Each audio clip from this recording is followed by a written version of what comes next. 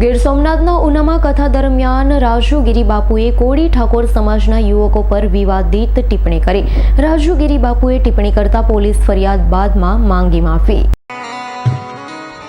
હું ઈશારો ઈ કરવા માંગુ છું કે આજ આ યુવાન ભાઈ બહેનો કોઈ પણ જ્ઞાતિનો યુવાન પસંદ આવે અને લગ્ન કરી દઈશ, થોડોક વિચાર નથી આવતો? એક આપણા સમાજની દીકરી એક ઠાકોર કોળીના સમાજના છોકરાએ લગ્ન કરી લી? ભય લાગે, કલંક લાગે। સાધુ ને બ્રાહ્મણ તમારું કુળ હોય, સાધુ કુળ હોય, બ્રાહ્મણ કુળ હોય, એ તમે એક કુળના સંતાન છો, જરૂર કરી શકાય। પણ જે કુળમાં કોઈ સારો વિચાર નથી, જે કુળમાં કોઈ સંસ્કાર નથી, એવા કુળના યુવાન આરે લગ્ન કરે, એવા કુળની યુવતી આરે લગ્ન કરે। તમે થોડોક વિચાર કરજો કે તમે જે કુળમાં જન્મા છો, તમારામાં જે લોહી ઉતર્યું છે, એ લોહી કોઈ નીચ કુળની સ્ત્રી આરે લગ્ન કરો અને એનું સંતાન થાય, એમાં શું હોય? ઓમ નમઃ શિવાય। આજે વ્યાસપીઠના વક્તવ્યથી ઘણા બધા લોકોને બહુ મોટી ઠેસ પહોંચી છે, એમાં ખાસ કરી કોળી ઠાકોર સમાજને।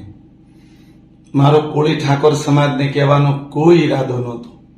મેં ખાલી એટલું કીધું કે સાધુ બ્રાહ્મણની દીકરી એમને હારે લગ્ન કરે એ અયોગ્ય છે।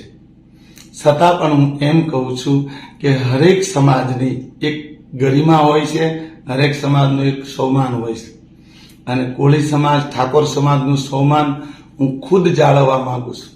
મારા હૃદયમાં એ સમાજ માટે કોઈ દિવસ ક્યારેય કડવાશ નહોતી, અને મેં ક્યારેય સમાજને નીચો નથી માન્યો, કારણ કે એ સમાજને હારે હું મોટો થયો છું।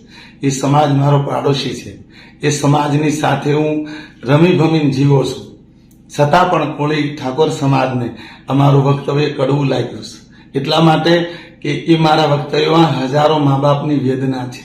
પણ તમારું જે નામ લીધું ને, એ કાયદેસર મારી ભૂલ છે, અને એ ભૂલની ક્ષમા માંગતા મને એક હૃદયથી દુઃખ થાય છે કે હું હરેક સમાજને ચાહું છું, હરેક સમાજ મારું, હું જેને મારા માનું છું, અને છતાં પણ કોળી સમાજને આ વાત કડવું લાગ્યું, અને છતાંય મારાથી ભૂલથી બોલાયું છે। હું એ બદલ ક્ષમા માંગુ છું, અને પૂરા સમાજને કહું છું કે નહીં, એ સમાજ કોઈ દી નીચો નથી, સમાજ આદરણીય છે, અને સદા માટે સમાજ આદરણીય રહેશે। મારો તો પાડોશ છે ને મારા તો પરિવાર છે, મિત્ર છે, એટલા માટે સમાજને કોઈ આટલું બધું દુઃખ લગાડવાની જરૂર નથી। છતાં પણ દુઃખ લાગ્યું છે સમાજને, એ બદલ હું રાજુ બાપુ શિવ કથાકાર બે હાથ જોડી પૂરા સમાજ આગળ ક્ષમા માંગુ છું। અમારી તમામ માહિતીથી અપડેટ રહેવા માટે જોડાયેલા રહો S9 ન્યૂઝ સાથે।